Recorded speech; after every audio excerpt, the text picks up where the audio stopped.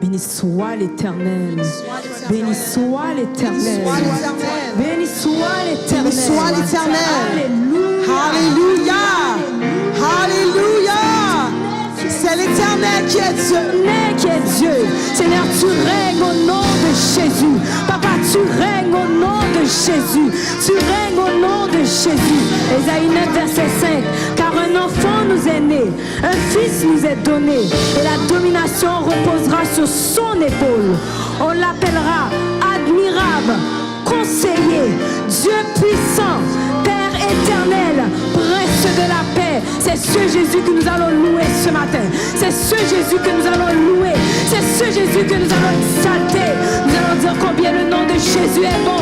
Commence à déclarer le nom de Jésus qui est bon. Commence à élever le nom du Seigneur. Béni soit ton nom, Seigneur Dieu. À toi revient la gloire et l'honneur. À toi revient la louange, Seigneur Dieu. Par ton nom il y a puissance. Par ton nom il y a un conseil. Par ton nom il y a la paix. Par ton nom il y a la joie. Seigneur, nous t'élevons dans notre foyer. Nous t'élevons peu importe où est-ce que tu écoutes, Seigneur, ce live. Tu pries et déclares, Seigneur, que tu élèves l'Éternel des armées. Élève l'Éternel des armées. Déclare le nom de Jésus. Déclare le nom de Jésus. Commence à élever notre Seigneur. Le nom de Jésus est si doux, de Dieu des armes le courroux. Il nous appelle au rendez-vous, précieux nom de Jésus. Le nom de Jésus est si doux, de Dieu des armes le courroux. Oh, il nous appelle au rendez-vous.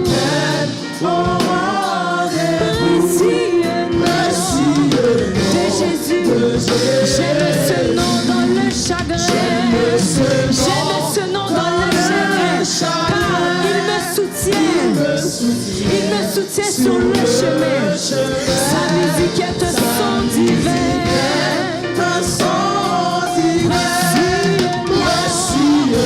De Jésus. J'aime le nom de mon sauveur. J'aime le nom de mon sauveur. Car lui seul connaît tout mon cœur. Lui seul me rend plus que vainqueur.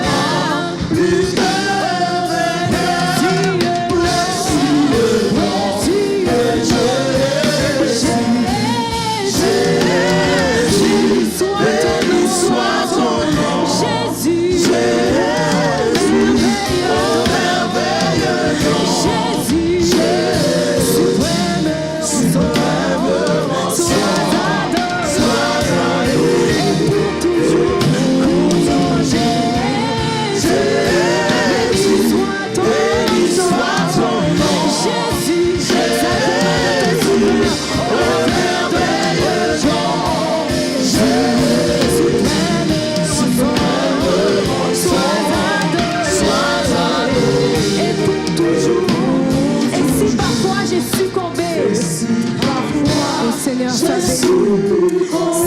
dans le mal, je suis tombé, qu'est-ce que son nom a fait?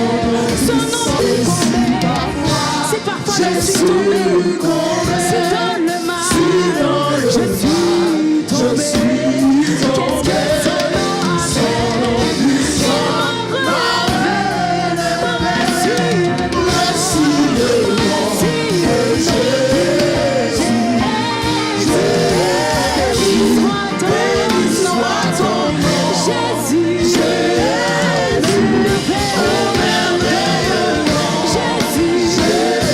Il m'a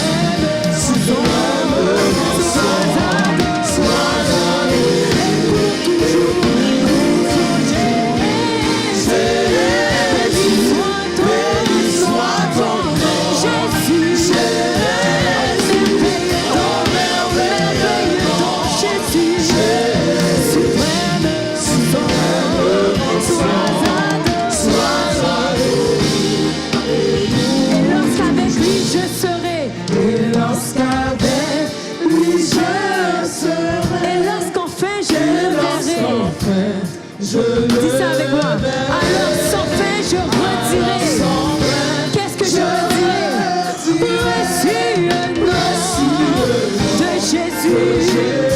Et lorsqu'avec lui je serai. Et lorsqu'enfin je le verrai. Alors sans fin, qu'est-ce que mon cœur va me dire? Je reçus de Jésus. Oui, oh Jésus, béni soit ton nom. Jésus, merveilleux. Jésus, suprême en son sois adoré. Et pour toujours, Jésus, béni soit ton nom. Jésus, pour tes bienfaits envers moi. Jésus, suprême en son sois adoré. Et pour toujours, oh, sois adoré. Et pour toujours, sois élevé. Et pour toujours, oh, sois magnifié. Et pour toujours, sois honoré. Et pour toujours, oh, sois élevé. Et pour toujours, sois salmodié. Et pour toujours, sois honoré. Et pour toujours, sois élevé. Tu es pour nous un refuge et un appui, un secours qui ne manque jamais dans la détresse. C'est pourquoi nous sommes sans crainte quand la terre est bouleversée. C'est pourquoi nous sommes sans crainte quand le monde est bouleversé. C'est pourquoi nous sommes sans crainte quand les populations sont bouleversées. C'est pourquoi nous sommes sans crainte quand le gouvernement est bouleversé. C'est pourquoi nous sommes sans crainte. C'est pourquoi nous sommes sans crainte. C'est pourquoi nous sommes sans peur. C'est pourquoi nous sommes sans peur. Car le prince de paix est avec nous. Le prince de paix est avec nous. Au nom de Jésus, libre de nos chaînes, nous marchons vers toi. Libre de nos chaînes, nous marchons vers toi. Ta main souveraine,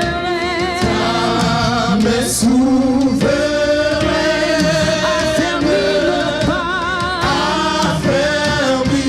nos pas, armée de lumière, couronnée d'éclat.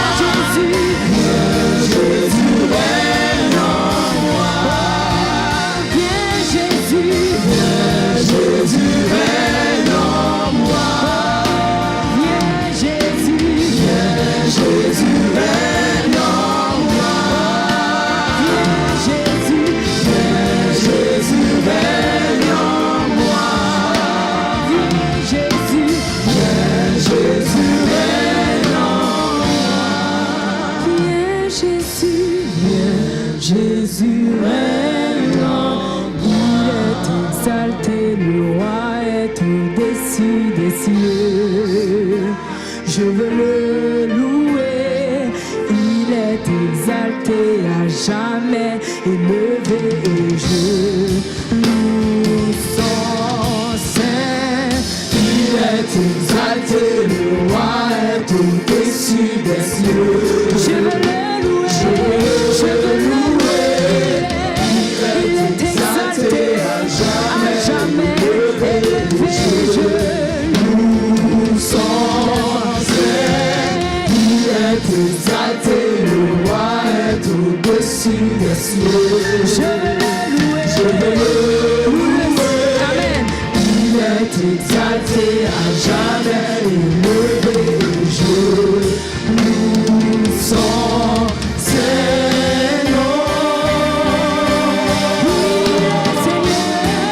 Il est Seigneur, sa vérité règne, sa vérité règne, tout l'univers se réjouit en son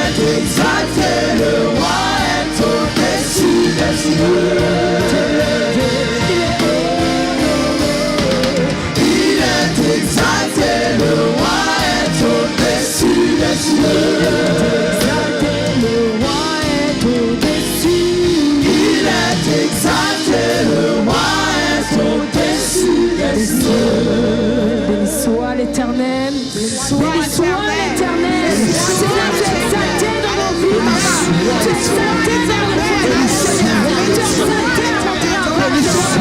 Tu es exalté à travers la silence, papa. Nous déclarons la paix. Nous déclarons la joie. Nous déclarons la paix. Car tu es pour exalter. Tu es celui qui donne la force à celui qui est fatigué. Tu es celui qui donne la force à celui qui est fatigué. Tu es celui qui donne la force.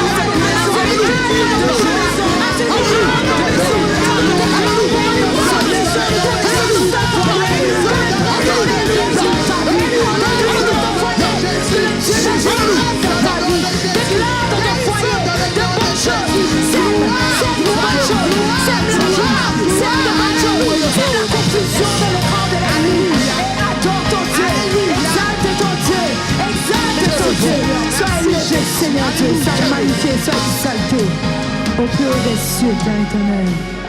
Béni soit ton nom. Alléluia. Que la paix et la grâce de Dieu vous soient. Je vais vous faire la lecture de Matthieu 4, les versets 1 à 11, d'où sont tirés le thème de cette semaine. Une parole pour chaque circonstance. Veuillez suivre avec moi cette lecture dans Matthieu 4, les versets 1 à 11. Alors Jésus fut amené par l'Esprit dans le désert pour être tenté par le diable. Après avoir jeûné 40 jours et 40 nuits, il eut faim. Le tentateur, s'étant approché de lui, lui dit, « Si tu es le Fils de Dieu, ordonne à ces pierres qu'elles deviennent des pains. » Jésus lui répondit, « Il est écrit, l'homme ne vivra pas de pain seulement, mais de toute parole qui sort de la bouche de Dieu. » Le diable le transporta dans la ville sainte, le plaça sur le haut du temple et lui dit, « Si tu es le Fils de Dieu, jette-toi en bas, car il est écrit, il donnera des ordres à ses anges à ton sujet, et ils te porteront sur les mains de peur que ton pied ne heurte contre une pierre. » Jésus lui dit, « Il est aussi écrit, tu ne tenteras point le Seigneur ton Dieu. » Le diable le transporta encore sur une montagne très élevée et lui montra tous les royaumes du monde et leur gloire. Et il lui dit, « Je te donnerai toutes ces choses si tu te prosternes et m'adores. » Jésus lui dit, « Retire-toi de moi, Satan, car il est écrit, tu adoreras le Seigneur ton Dieu et tu le serviras lui seul. » Alors le diable le laissa. Et voici, les anges vinrent auprès de Jésus et le servaient. Que cette parole nous serve à l'édification commune. Soyez bénis. J'aime l'Éternel car il entend ma voix, mes supplications, car il a penché son oreille vers moi et je l'invoquerai toute ma vie. Les liens de la mort m'avaient environné et les angoisses du sépulcre m'avaient saisi. J'étais en proie à la détresse et à la douleur, mais j'invoquais le nom de l'Éternel. Ô Éternel, sauve mon âme. L'Éternel est miséricordieux et juste. Notre Dieu est plein de compassion. L'Éternel garde les simples. J'étais malheureuse et il m'a sauvée. Mon âme, retourne à ton repos, car l'Éternel t'a fait du bien. Oui, tu as délivré mon âme de la mort, mes yeux des larmes, mes pieds de la chute. Je marcherai devant l'Éternel sur la terre des vivants. J'avais confiance lorsque je disais, je suis bien malheureuse. Je disais dans mon angoisse, tout homme est trompeur. Comment rendrai-je à l'Éternel tous ses bienfaits envers moi? Je lèverai la coupe des délivrances. J'invoquerai le nom de l'Éternel. J'accomplirai mes vœux envers l'Éternel, en présence de tout son peuple. Elle a du prix aux yeux de l'Éternel la mort de ceux qui l'aiment. Écoute-moi, ô Éternel, car je suis ta servante fille de ton serviteur. Tu as détaché mes liens. Je t'offrirai un sacrifice d'action de grâce et j'invoquerai le nom de l'Éternel. J'accomplirai mes vœux envers l'Éternel, en présence de tout son peuple, dans les parvis de la maison de l'Éternel, au milieu de toi, Jérusalem. Louez l'Éternel. Amen. Céleste Père, Papa, nous qui dans le ciel là, en Jésus-Christ, nous approchons devant toi en ce moment. Nous te demandons le pardon de nos péchés, de nos fautes commises, soit, Seigneur, intentionnellement ou non intentionnellement. Mais nous te demandons pardon dans le nom de Jésus. Car personne ne trouvera grâce devant toi s'il t'adresse une prière sans t'avoir demandé pardon. Je te demande pardon, Seigneur, parce que je sais, quand on te demande pardon, tu pardonnes toujours. C'est pourquoi tu nous as ordonné de pardonner à tous ceux qui nous ont offensés. Merci, Père des cieux, en ce moment. Dans ce temps, Seigneur, si difficile, mais tu as permis à tes enfants, ô Dieu, de te rencontrer d'une façon spéciale. Oui, Père. D'une façon ou d'une autre, tu as fait la provision. Il n'y a pas de surprise pour toi. Tu savais que ce temps allait arriver et tu l'as préparé d'avance. Merci, Seigneur, pour tout ce que tu as fait. Merci pour la grâce. Merci pour ton amour envers nous. Lorsque nous étions encore pécheurs, tu as donné ton unique, ton enfant Jésus, mourir pour nous donner la vie, pour pouvoir nous réconcilier avec toi, là où nous étions, Père des cieux. Tu as préparé pour nous d'avance. Merci, parce que tu es le Dieu qui n'a pas d'autre Dieu au-dessus de toi. Merci, Seigneur, parce que l'année de l'école du dimanche académique, de l'école du dimanche, Seigneur, nous ne savons pas comment ça allait se terminer, mais c'était déjà fait pour toi. C'était déjà fait. Tu as eu toutes les préparations. Tu savais déjà comment ça allait se dérouler. Nous n'avons rien manqué parce que ta présence était et est, sera toujours là pour nous, pour tes enfants.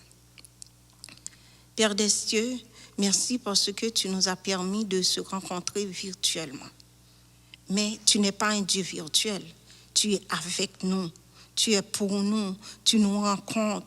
Tu nous trouves au Dieu des cieux quand tu as besoin de nous. Et nous sommes tes enfants chéris. Merci parce que malgré, Père des cieux, la distanciation sociale, mais avec toi, c'est un rapprochement. Merci parce que tu as permis à tes enfants de te reconnaître, de s'approcher de toi, de t'embrasser, mais de vivre dans une intimité avec toi, plus proche, plus intime encore qu'auparavant. Seigneur, s'il y en a pendant ce temps de l'adversité qui tombent sur le chemin, Seigneur éternel, nous te demandons dans le nom de Jésus d'aller les toucher, les ramasser, mais de la même façon que quand toi, t'as 100 brebis, s'il y a un qui est égaré, tu es parti à la recherche de cette brebis et tu l'as porté sur ton sein en sorte qu'il se sent aimé, chéri, gardé et réconcilié avec tout l'amour que tu as pour lui et pour les autres. Merci Seigneur, c'est pareil pour nous. Merci pour l'école du dimanche, parce que nous sommes tous des enfants devant toi et nous sommes tous des étudiants. Nous sommes tous à l'école de la Bible, à l'école devant toi. Nous apprenons d'une façon ou d'une autre ta parole, parce que tu as la provision pour nous. Nous ne serons jamais des licenciés. Nous n'aurons jamais des master degrés avec toi. Nous ne serons jamais des patentés que nous pourrons aller sans avoir besoin de toi, parce que dans ton école, il y a toujours quelque chose à apprendre. Merci. Nous te disons merci, Seigneur, pour tous ceux et celles que tu as ramenés sur la route, pour tous ceux et celles que tu as mis à ton service et au service de ton peuple, Seigneur. Nous te prions pour nos pasteurs, pour leurs familles respectives. Nous te prions, Père des cieux, pour chaque catégorie, pour les enfants, les poupons, Seigneur éternel. Nous te prions pour les dames. Nous te prions pour les jeunes hommes, les jeunes filles, les jeunes femmes, les jeunes adultes, Seigneur, pour nos aînés, Seigneur éternel. Oui, nous savons, dans ce temps de l'adversité au Dieu des cieux, c'est difficile pour beaucoup d'entre nous, parce qu'il y en a beaucoup qui ont besoin, qui dépendent, Seigneur, non seulement de toi, nous dépendons tous de toi, mais qui dépendent des autres, Seigneur éternel, surtout nos aînés, les gens à mobilité réduite, Père des cieux. Nous te demandons, Seigneur, de envoyer, Seigneur éternel, de bons samaritains sur leur chemin, dans leur foyer, Seigneur éternel, parce qu'ils ont besoin, Seigneur éternel. Nous savons que tu nous connais là où nous sommes. Ils ne sont pas étrangers devant toi. Merci parce que d'avance, tu as eu la provision nécessaire pour eux autres. Dieu des cieux, nous te disons merci parce que en ce jour, dans ce temps, au mois de juin où nous sommes aujourd'hui, dans les circonstances pareilles, même si l'Église n'arrive pas à se réunir avec tous les membres, Dieu des cieux, toutes les personnes comme d'habitude, mais tu l'as fait d'une façon spéciale là, dans le foyer de chaque personne. Ils ont un moyen de te rencontrer et de voir, Seigneur éternel, les autres à distance, d'écouter ta parole, d'écouter une prière, d'entendre une chanson, Seigneur, mais de te servir, de te louer, de s'approcher de toi. Merci, Père. Merci parce que dans ce moment, il y en a aussi qui ont besoin, Seigneur éternel, qui a une main qui les ramasse, qui n'ont pas encore fait de rencontre avec toi, Père Saint. Fais que ce temps de conférence, Seigneur éternel, soit un temps de réconciliation, un temps, Père des cieux, où ceux qui n'ont pas encore ouvert leur cœur pour te recevoir, qu'ils ouvrent maintenant, en ce jour, en ce temps, leur cœur, qu'ils puissent confesser Jésus, Sauveur et Dieu. Nous t'adressons notre prière. Que Seigneur éternel, nous te prions pour le conférencier du jour, Père Saint, que tu lui donnes la parole nécessaire pour toucher les cœurs, que tu serves de lui comme, Seigneur éternel, un instrument, Seigneur éternel, un vase, Seigneur, d'honneur, Seigneur éternel, qui porte de l'huile, de l'onction pour nous, Seigneur éternel, que nous soyons bénis dans ce temps de conférence, que nous te rencontrons à un autre niveau, Père des cieux. T'en prie, Père, porte ton Saint-Esprit dans le nom de Jésus. Nous te prions pour chaque personne dans les ministères différents. Toi qui distribues des dons de la façon dont toi tu le veux, Seigneur éternel. T'en prie, Père des cieux. Touche les cœurs, touche les cœurs, touche les cœurs, touche les cœurs. Au nom de Jésus-Christ de Nazareth, nous te demandons que ce temps de conférence, Seigneur, soit un renouveau dans la vie de chacun de nous. Ainsi, nous te prions pour l'éducation chrétienne, Seigneur éternel, pour tous les moniteurs et monitrices, Seigneur éternel, et pour tous les étudiants de la Bible, Seigneur éternel, pour tous celles qui cherchent à te connaître, Seigneur éternel, soit un temps de rafraîchissement, un temps, Seigneur éternel, où nous allons te rencontrer d'une autre façon, à une autre dimension. C'est la prière que nous t'adressons en ce jour, non pas en vertu de nos mérites, car nous n'en avons aucun, mais nous te prions dans le nom précieux de ton Fils Jésus, à lui seul qui vive et qui règne au siècle des siècles, c'est notre divin Sauveur. Père des cieux, nous t'adressons cette prière. À toi seul soit la gloire, la puissance, l'honneur au siècle des siècles. Amen.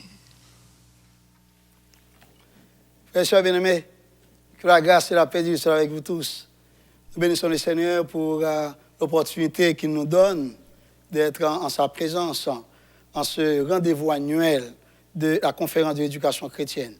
Nous rendons d'action de grâce au Seigneur pour la présence de ses enfants. Donc l'Église est branchée et nous bénissons le Seigneur également pour nos frères et sœurs et nos amis qui suivent avec nous ce temps d'éducation, de bénédiction, d'édification, de glorification que Dieu nous réserve dans son plan, et cela d'année en année pour le département de l'éducation chrétienne.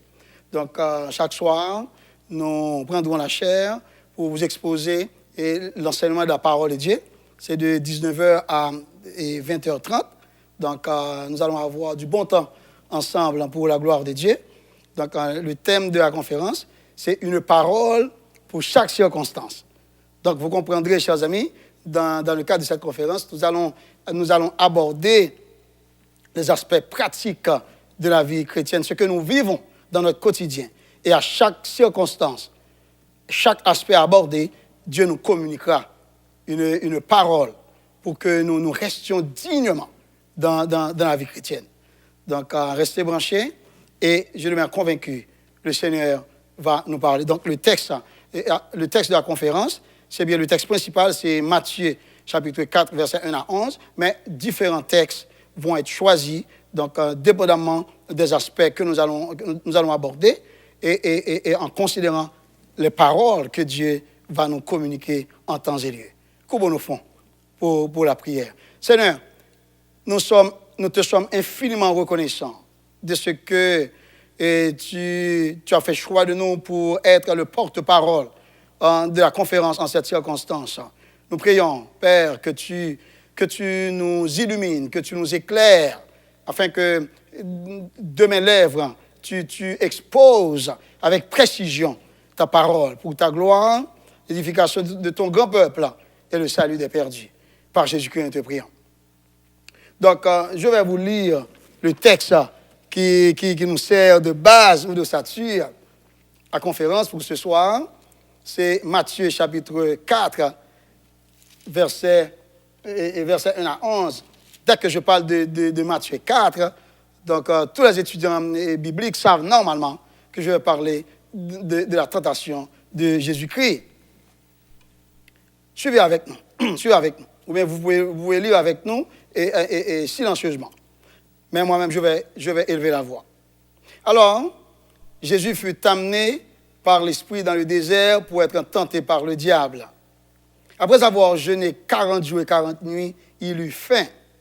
Le tentateur s'étant approché, lui dit, « Si tu es fils de Dieu, ordonne que ces pierres deviennent des pains. » Jésus répondit, « Il est écrit, l'homme ne vivra pas de pain seulement, mais de toute parole qui sort de la bouche de Dieu. » Le diable le transporta dans la ville sainte, le plaça sur le haut du temple et lui dit, « Si tu es fils de Dieu, jette-toi en bas, car il est écrit, il donnera des ordres à ses anges à ton sujet et ils te porteront sur les mains de peur que ton pied ne heurte contre une pierre. » Jésus lui dit, « Il est aussi écrit, tu ne tenteras point le Seigneur ton Dieu. » Le diable le transporta encore sur une montagne très élevée, lui montra tous les royaumes du monde et leur gloire, et lui dit, « Je te donnerai toutes ces choses,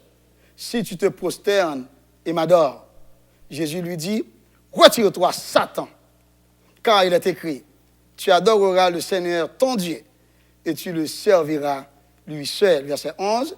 Alors le diable le laissa, et voici des anges vinrent auprès de Jésus et le servirent. Waouh!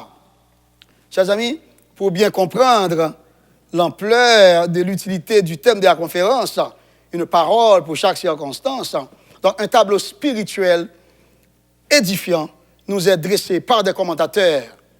Et une parole pour chaque circonstance, c'est tout d'abord la richesse de la révélation écrite de Dieu.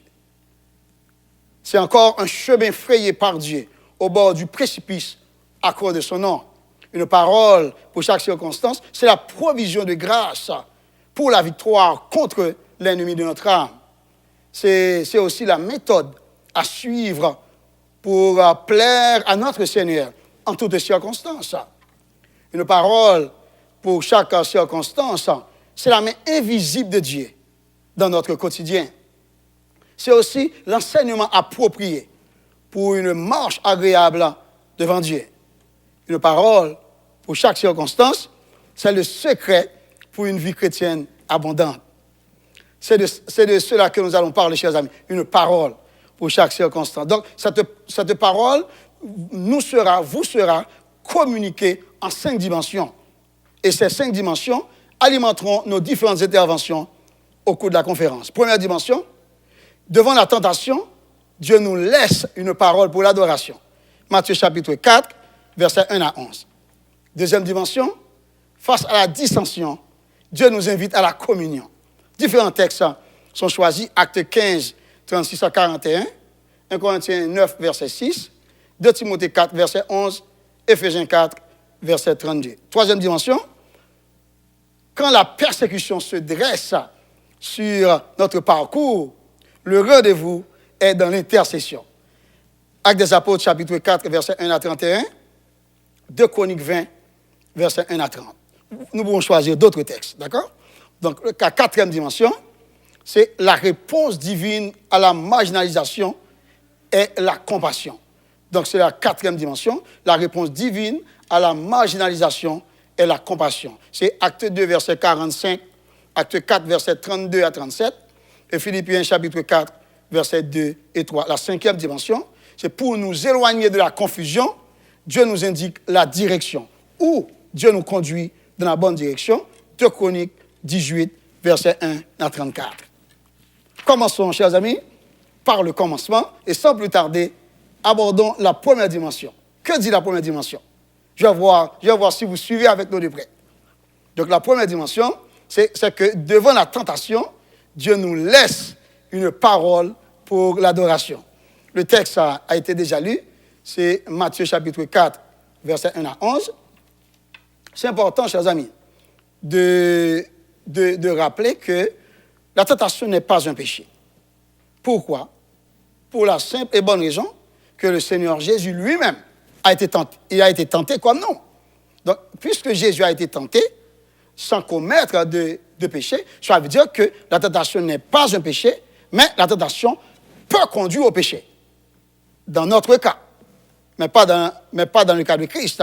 Et l'auteur de l'Épître aux Hébreux illustre cette vérité en Hébreux chapitre 4, verset 15, vérité que nous trouvons dans Matthieu chapitre 4, verset 1 à 11.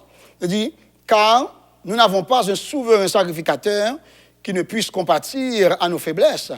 Au contraire, il a été tenté comme nous. Voilà l'idée. Jésus a été tenté comme nous, en toutes choses, sans commettre de péché. Vous comprenez, chers amis? Si la tentation n'est pas un péché, mais elle peut conduire au péché. C'est exactement ce qui s'est passé en Éden. Donc, dans le jardin d'Éden, vous n'êtes pas sans savoir que Ève a succombé à la tentation. C'est dans Genèse chapitre 3, le verset 6. Regardez pour voir, la Bible n'a jamais dit qu'Adam a succombé. Mais la Bible dit clairement que Ève a succombé et par la suite, Adam a péché. La femme a succombé et la femme a transmis le péché à Adam. La femme a invité Adam à manger. Et Adam savait pertinemment qu'il ne devait pas manger, car Dieu a dit, tu pourras manger de tous les arbres du jardin. Mais quand tu as l'arbre qui est au milieu du jardin, l'arbre de la connaissance du bien et du mal, tu ne pourras pas en manger, car le jour où tu en mangeras, tu mourras certainement. Genèse 2, le verset 17. Donc Ève n'est pas plus coupable qu'Adam. Donc les deux ont péché. Donc et les deux sont tenus responsables devant le Seigneur. Il y a un grand mystère qui entoure la tentation de notre Seigneur Jésus-Christ. Inévitablement, certaines questions surgissent. Aurait-il pu pécher? C'est une question, n'est-ce pas, que tout le monde pourrait se permettre de poser. Aurait-il pu pécher parlant de Christ? Mais si on répond par non, donc il faut résoudre une autre difficulté, laquelle, c'est en quoi la tentation est-elle réelle si Jésus ne pouvait pas succomber? Maintenant, en répondant par l'affirmative, ça veut dire que la tentation est effectivement réelle. Donc, on est confronté à un autre problème, lequel, c'est comment Dieu incarné pouvait-il pécher? Vous voyez différentes questions qui ont surgi en tenant compte de cette scène de tentation.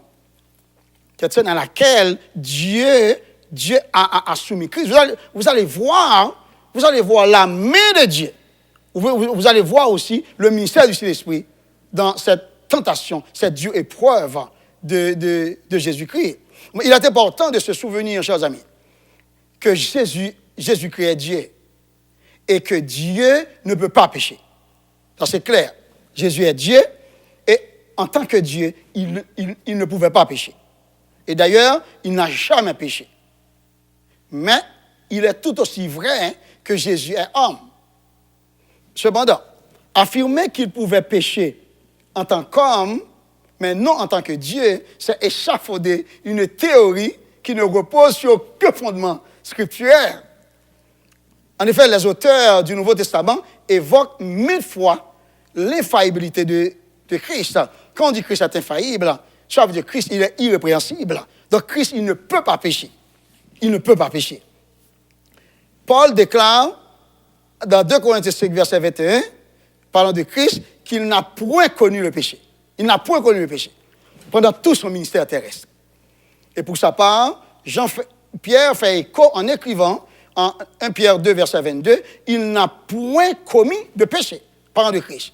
Et Jean ajoute, il n'y a point en lui de péché, 1 Jean 3, le verset 5. Comme nous, chers amis, Jésus pouvait être tenté de l'extérieur.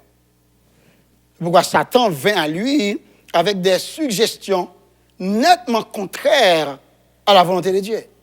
Mais contrairement à nous, Jésus ne pouvait pas être tenté de l'intérieur. Pourquoi? C'est parce qu'aucune convoitise ou passion coupable ne pouvait naître de lui. Donc, de plus, il n'y avait rien dans lui qui soit susceptible de répondre aux sollicitations diaboliques selon Jean chapitre 14, le verset 30. Maintenant, malgré l'impossibilité pour Jésus de pécher, nous devons admettre que la tentation fut très réelle. Donc, parce que la tentation était réelle, donc il lui était possible d'être confronté à l'attrait du péché. Mais il lui était impossible de céder. Donc, voyez, chers amis, vous n'êtes pas sans savoir, quand Christ était venu sur terre, il n'est pas venu accomplir le plan que lui-même a échafaudé. Il est venu accomplir le plan que son père a échafaudé. Donc, puisque Jésus était venu accomplir le plan de son père, il ne saurait agir de sa propre autorité. Donc, il ne pouvait agir que comme il avait vu son père agir, selon Jean 5, le verset 19. Et il était concevable qu'il ait vu le père pécher. Inconcevable. Et tout le monde accepte cette vérité foncièrement biblique. Donc, Jésus ne pouvait rien faire de lui-même, selon Jean 5, verset 30. Et jamais le Père ne lui aurait donné l'autorité de céder à la tentation. Immédiatement, nous allons considérer le but de la tentation. Le but de la tentation de Christ. Le but de la tentation était non de voir si le Messie pécherait, mais de prouver que dans les pires conditions de harcèlement, il ne pouvait qu'obéir à la parole de Dieu. N'oubliez pas, la négation ne que signifie seulement. Quand j'ai dit il ne pouvait qu'obéir à la parole de Dieu, ça veut dire qu'il ne pouvait obéir seulement à la parole de Dieu. Et jamais la parole de Dieu conduit quelqu'un dans la mauvaise direction. La parole nous garde et nous maintient toujours dans la bonne direction. C'est cette expérience que Christ a faite, qu'il a vécue tout le long de son ministère terrestre. Et l'Église, en tant que peuple de Dieu, nous devons glorifier le Seigneur de ce que Dieu nous a laissé, sa parole infaillible, qui puisse nous guider dans tous les aspects de la vie.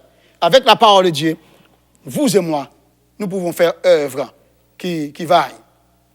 Frères et sœurs bien-aimés, dans Matthieu chapitre 2, Matthieu chapitre 4, je m'excuse, versets 2 et 3, on va regarder la première tentation. Matthieu chapitre 4, versets 2 et 3. Mais quand nous allons regarder le verset premier, une question pourrait surgir. Laissez-moi lire pour vous le verset 2 et le verset 3. Après avoir jeûné 40 jours et 40 nuits, Jésus eut faim. C'est normal, parce que Jésus est 100% homme.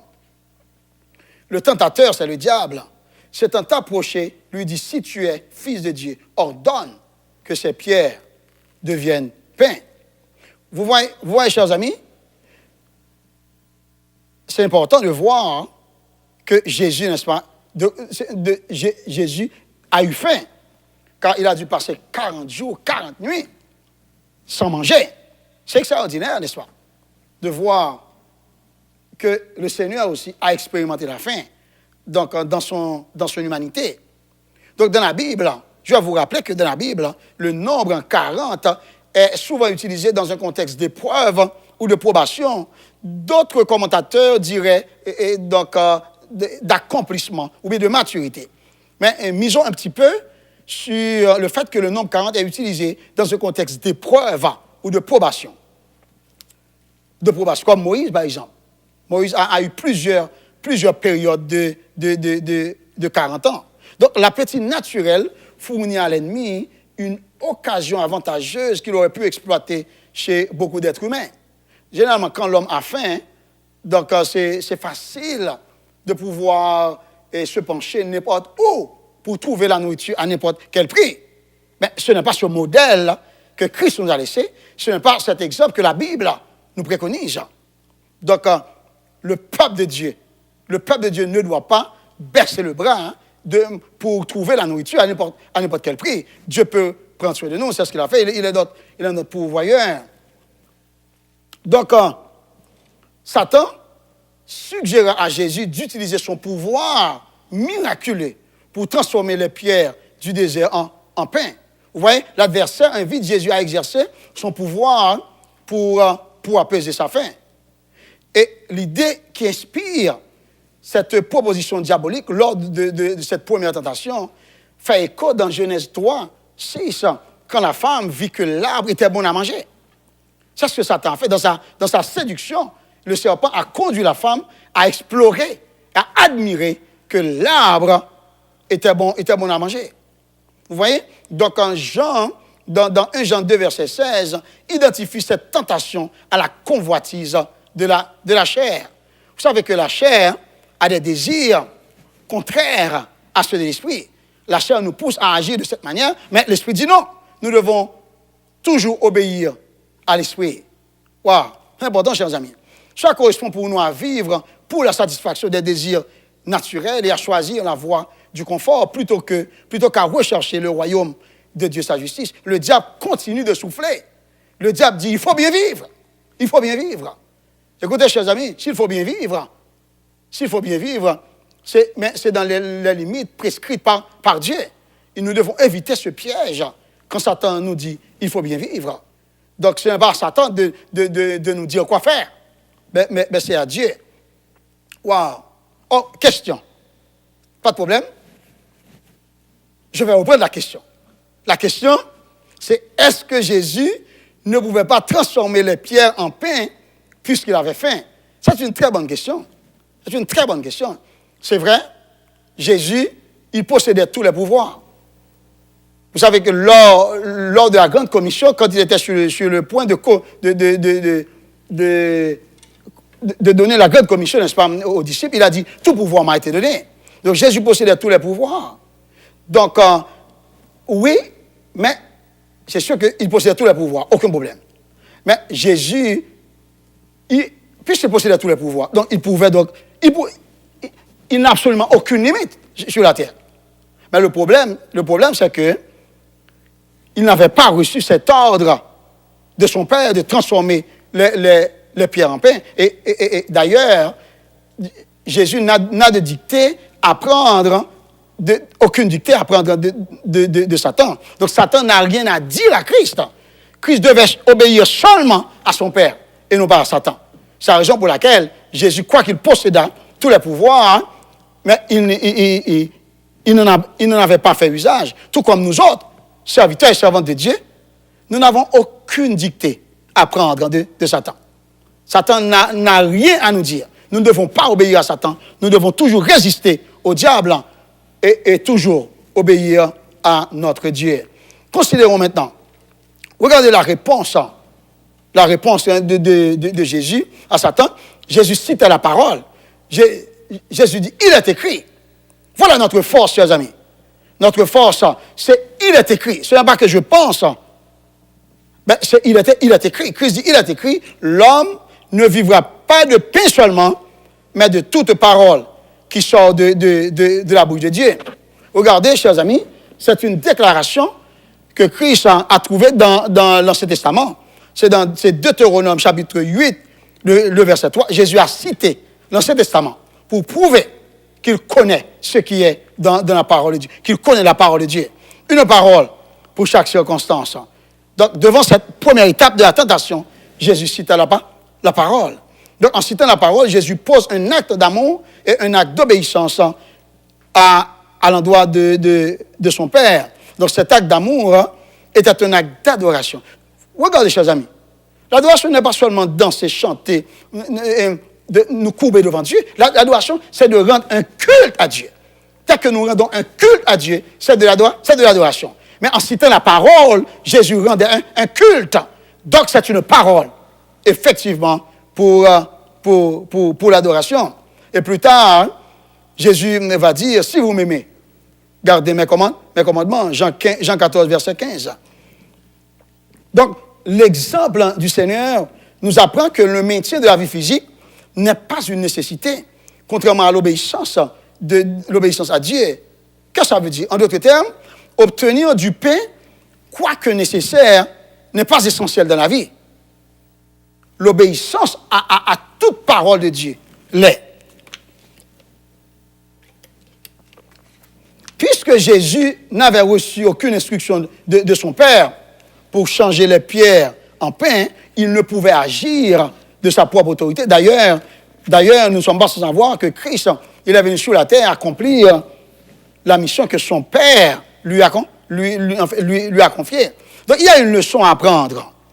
Christ avait faim, mais Christ a choisi de ne pas obéir à Satan, de citer la parole pour rejeter cette première étape dans la tentation.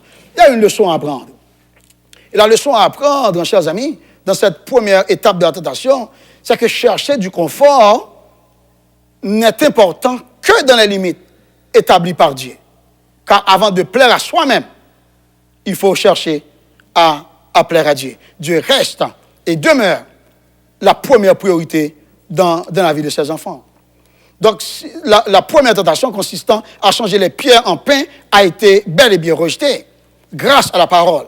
Passons maintenant à la deuxième tentation. C'est ce que nous trouvons dans Matthieu chapitre 4, verset 4 et verset 5.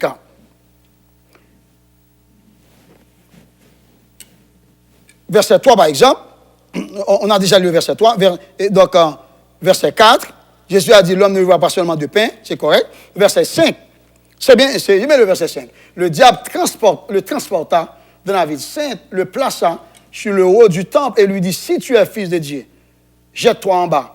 Car il est écrit, il donnera des ordres à des anges à ton sujet et ils te porteront sur les mains de peur que ton pied ne heurte contre une pierre. Il y a une question. C'est une excellente question. Mais comment se fait-il que nous savons pertinemment que Jacques a dit cela, que Dieu ne tente personne. Comment se fait-il que l'Esprit emmena Jésus dans le désert pour être tenté par le diable? C'est une excellente question, n'est-ce pas? Sur laquelle nous devons réfléchir. Mais il y a plusieurs manières de répondre à cette question. N'oubliez pas que c'est un acte souverain. C'est un acte souverain du Saint-Esprit. Regardez, comme dans le cas de Job, Dieu se sert même de l'adversité pour accomplir son plan souverain. Et deuxièmement, n'oubliez pas, en emmenant Jésus dans le désert pour être tenté par le diable, cela va nous prouver que Jésus réunissait en lui toutes les aptitudes morales, spirituelles indispensables pour accomplir cette mission pour laquelle il était venu accomplir sur la terre. Donc n'oubliez pas, c'est un test d'épreuve. C'est un test d'épreuve pour prouver que si le premier Adam a échoué, a chuté, mais Christ, le deuxième Adam, il va réussir. Effectivement, donc Christ a réussi. Donc, considérez littéralement, quand la Bible dit, le diable transporta Jésus dans la ville sainte et le plaça sur le haut du temple, nous devons considérer ces paroles de manière littérale. C'est encore un acte souverain de la part de Dieu. La permission que Dieu donne. Dieu permet que Satan transporta Jésus sur le haut du temple. Waouh! Dieu est souverain. Et également, c'est un Dieu qui agit providentiellement. Il contrôle tout pour sa gloire et pour son honneur. Regardez, chers amis, la deuxième tentation se situe à Jérusalem. Sur le haut du temple, le diable exhorta Jésus à se jeter en bas pour prouver d'une manière spectaculaire qu'il est fils de Dieu. Regardez, quand Satan dit « si tu es fils de Dieu », le « si signifie « puisque ». Parce que Satan n'a aucun doute de l'identité de Jésus. Il connaît pertinemment qui est Jésus. Et il connaît que Jésus, c'est le Créateur. Regardez, chers amis, Jésus, Dieu n'a pas créé Satan. Mais Dieu a créé Lucifer, un ange qui est devenu Satan. Tout comme des enfants de Dieu, par exemple, qui choisissent de mentir. Et en mentant, donc ces gens-là deviennent des menteurs. Mais Dieu a créé des êtres humains qui choisissent, n'est-ce pas, de mentir. Est-ce que vous voyez? Donc Dieu n'a pas créé des menteurs, tout comme Dieu n'a pas créé Satan. Donc Dieu a créé un ange qui est devenu Satan. Donc, quoi qu'il en soit, Dieu contrôle les événements. Donc, Jésus n'avait rien à prouver à Satan. Il n'avait rien à prouver à Satan. Donc, il n'avait pas à se jeter par terre en bas pour prouver qu'il est fils de Dieu. Il est déjà fils de Dieu. Il est Dieu. Satan le sait. Encore, Jésus n'a pas obéi à la voix du diable, à la voix de Satan. Pour Jean, une telle tentation correspond à l'orgueil de la vie, selon 1 Jean, chapitre 2, le verset 16. Et cette tentation s'apparente à l'arbre précieux pour ouvrir l'intelligence dans le jardin d'Éden, lors de la tentation de nos premiers parents. Donc, dans les deux cas, il s'agissait pour un homme d'acquérir une gloire personnelle sans tenir compte du plan de Dieu. Cela ne pourrait se produire, car sans Dieu, on ne peut rien faire. D'ailleurs, la gloire n'appartient qu'à Dieu. Donc, cette tentation nous guette quand nous désirons atteindre une certaine notoriété religieuse sans connaître la communion des souffrances de Christ. Il y en a qui veulent briguer de hautes positions, qui veulent occuper de hautes fonctions dans le milieu évangélique. C'est bien, mais il faut passer, n'est-ce pas? Il faut passer par la souffrance. Par Christ, il nous a laissé l'exemple. Il nous a laissé l'exemple. C'est très important. C'est très important, chers amis, de savoir que la souffrance également fait partie de la vie chrétienne. Donc, la parole pour chaque circonstance, Jésus résistant à cette tentation, cite encore l'Écriture. Jésus dit, il est aussi écrit. Tu ne tenteras pas le Seigneur ton Dieu. N'oubliez pas, Satan a utilisé la parole, Satan a cité le psaume 91 pour induire Jésus en erreur. Jésus a aussi cité la parole pour rejeter la proposition du diable. Jésus a cité Deutéronome 6, le verset 16. Bien, le temps où Jésus serait reconnu comme Messie viendrait, mais auparavant, il fallait qu'il aille sur la croix. C'est très important. C'est très important. L'autel du sacrifice devait précéder le trône et la couronne d'épines, la couronne de gloire. Jésus choisissait de faire la volonté de Dieu. C'est cet exemple d'obéissance qu'il nous laisse, chers amis. En toutes circonstances, nous devons suivre ce modèle que Christ nous a laissé. Peu importe la nature de la tentation de Satan à notre endroit, nous devons toujours citer la parole pour résister à la tentation et pour rejeter toutes les propositions diaboliques. Donc, question, ok? Je vais répondre à la question. C'est comment pourrait-on expliquer le fait que Jésus cite à l'Ancien Testament avec tant de précision? Waouh! C'est une excellente question. Comment pourrait-on expliquer le fait que Jésus cite à l'Ancien Testament avec tant de précision? Bon, il y a plusieurs façons de répondre. Tout d'abord, Jésus est Dieu. En tant que Dieu, il connaît tout. Donc, il connaît parfaitement la parole. Donc, il pouvait citer la parole. Première façon de répondre efficacement à votre question. Donc, et la deuxième façon, n'oubliez pas, quand il était sur terre, il était donc rempli de l'esprit. Il était aussi conduit par l'esprit. Donc, c'est le Saint-Esprit qui est l'auteur des Saintes Écritures. Dans 2 Pierre, 1er verset 21, la parole de Dieu dit, donc c'est poussé par le Saint-Esprit que des hommes ont parlé de la parole de Dieu. Donc, c'est le Saint-Esprit qui incite les serviteurs à écrire pour la gloire de Dieu. Donc, le Saint-Esprit connaît la parole. Puisque Christ était conduit par l'Esprit, le Saint-Esprit a déposé les paroles sacrées sur les lèvres de Christ. Et Christ a parlé. Donc, dans les 2 cas, la réponse est satisfaisante. Donc, considérons maintenant la 3e tentation. La 3e étape dans la tentation. C'est dans Matthieu chapitre 4, verset 8 et verset 9.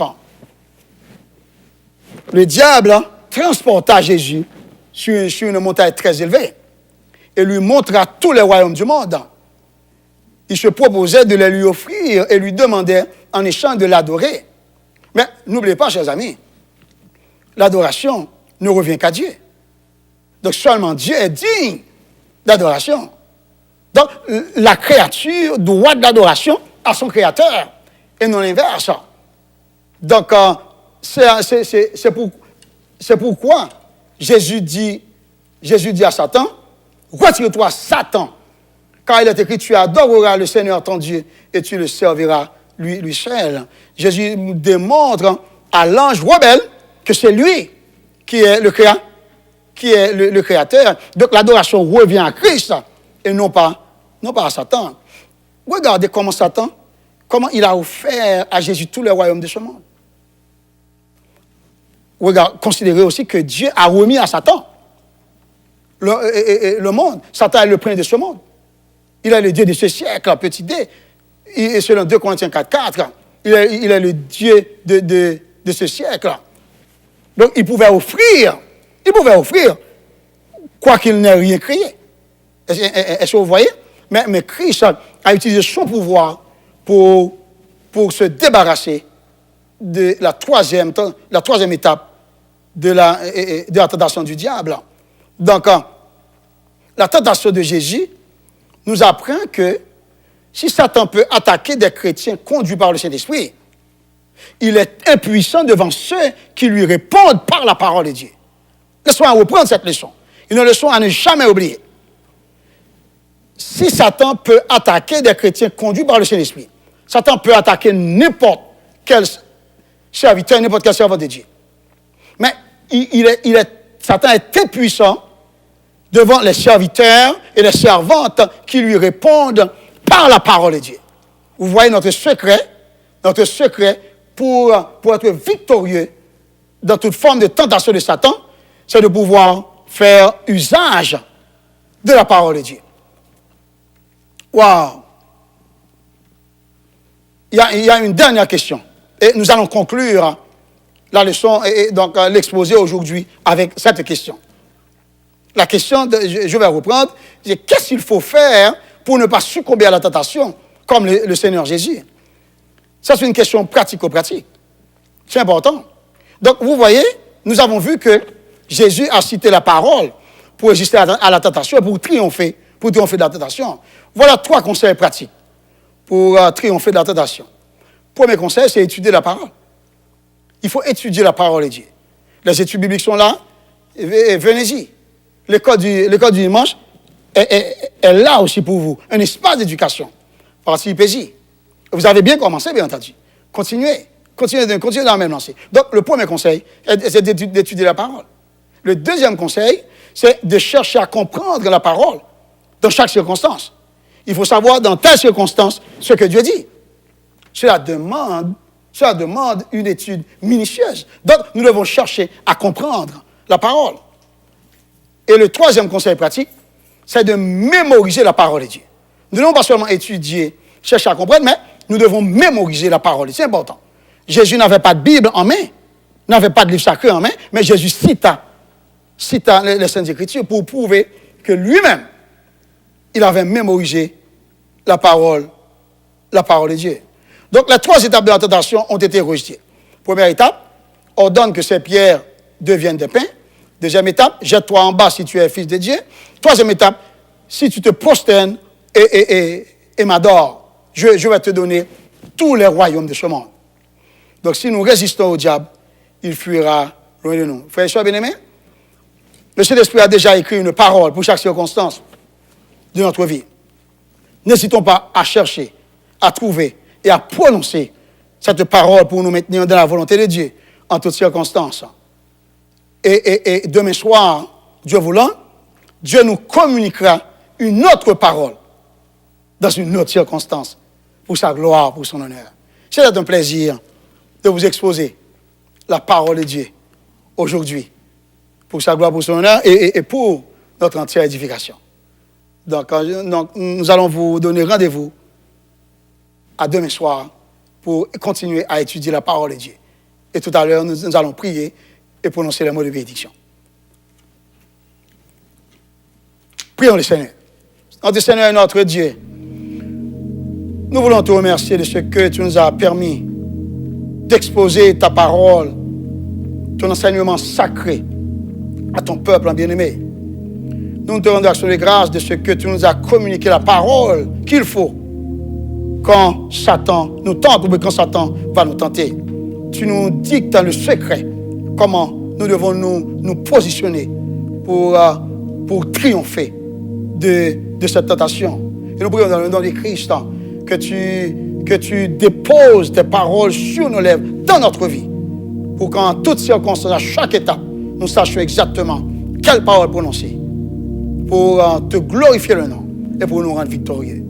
Action de grâce à toi, cher Seigneur, nous prions et que tu nous conduises demain soir, sa divine protection, pour que nous continuions dans ce même exercice, pour étudier ta parole, pour ta gloire, pour ton honneur. Nous te prions dans le nom de Jésus. À lui comme à toi et au Saint-Esprit, revienne la louange, la gloire, l'honneur, l'adoration, dès avant tous les temps, à présent et au siècle des siècles. Amen. À demain si Dieu le veut. Que le Seigneur vous bénisse abondamment.